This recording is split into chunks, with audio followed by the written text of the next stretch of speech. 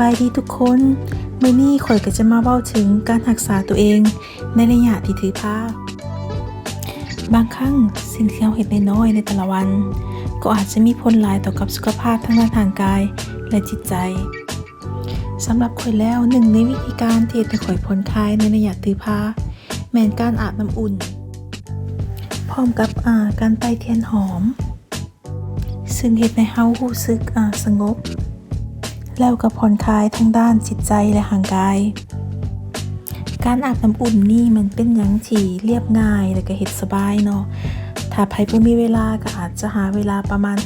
20-30 นาทีต่ออาทิตย์ก็ยังดีเพราะการอาบน้ำอุ่นนี่มันมีคุณประโยชน์หลายๆอย่างหลักๆแม่นบรรเทาอาการเข่งตึงและปวดเมื่อยตามกล้ามเนื้อช่วยให้เราลดผ่อนความเครียดการอาบน้ำอุ่นเฮ็ดให้เลือดลมไหลเวียนเนาะซึ่งช่วยให้เรานั่นสามารถนอนหลับได้ดีขึ้นในระยะถือผ้าสภาพผิวเราก็มีการเปลี่ยนแปลงสิ่งหนึ่งที่ข่อยสังเกตเห็นจากผิวข่อยแม้นจะเป็นผิวที่แห้งหลายข่อยก็พยายามศึกษาเบิ่งเนาะแล้วก็เข้าใจว่าการถือผ้ามีผิวแห้งเป็นเรื่องปกติบ่ฮู้ว่าทุกคนมีปัญหาเดียวกับข่อยบ่ข่อยก็ลองใช้ผลิตภัณฑ์บำรุงรักษาผิวหลายๆอันเนาะแต่ก็มาเจอตัวนี้รู้สึกว่าใช้แล้วดีกว่าตัวอื่นพอครีมตัวนี้เฮ็ดให้ผิวเฮาชุ่มชื้นแล้วก็เฮ็ดให้ผิวนุ่มตลอดมื้อเลยครีมตัวนี้มันดีบ่ว่าเฮาสามารถ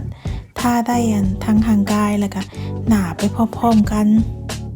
และยังสามารถใช้ได้ทั้งผู้ใหญ่และเด็กน้อยอีกด้วยการเลือกผลิตภัณฑ์ที่ใช้ในเวลาเฮาถือผ้านี่ก็ต้องได้ระวังกันแน่เพราะบางผลิตภัณฑ์ก็อาจจะมีสารที่เฮ็ดให้มีผลกระทบต่อกับการพัฒนาของลูกในท้องโดยเฉพาะบรรดาครีมที่ต้านริ้วรอยหรือว่าครีมที่บำรุงรักษาสิวเนาะ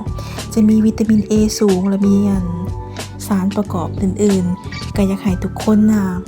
ศึกษาเบิ่งดีๆก่อนเนาะเพื่อบ่ให้มีผลกระทบต่อกับลูกน้อยในท้องข่อยมาเว้าสู่ฟังเกี่ยวกับผลิตภัณฑ์ตัวนี้เนาะก็ย้อนว่าข่อยใช้แล้วมันดีแล้วก็เห็นผลข่อยบ่ได้มาเจ้าขายหรือว่าบ่ได้ค่าในหน้าหยังหมดเนาะแต่ที่เว้าให้ฟังย้อนว่าข่อยก็ไปอ่านแล้วก็ศึกษามาหลายสมควรก็เลยอยากมาเว้าให้ทุกคนได้ฟังเนาะเพื่อเป็นแนวทางและการตัดสินใจในการซอกซื้อผลิตภัณฑ์สำหรับผู้ที่บ่มีเวลาในช่วงถือผ้าทำอิฐเนาะข่อยก็มีความกังวลใจยันท้องลายก็ได้ซอกข้อมูลและเปรียบเทียบหลายๆผลิตภัณฑ์และได้ตัดสินใจซื้อผลิตภัณฑ์ตัวนี้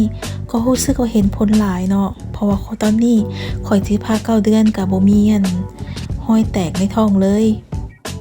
ข่อยก็หวังว่าข้อมูลที่ข่อยแชร์ให้ทุกคนในมื้อนี้เนาะจะสามารถเป็นแรงบันดาลใจให้ผู้หญิงที่ถือผ้านั้นซอกหาเวลาเพื่อมาเบิ่งแยงตัวเอง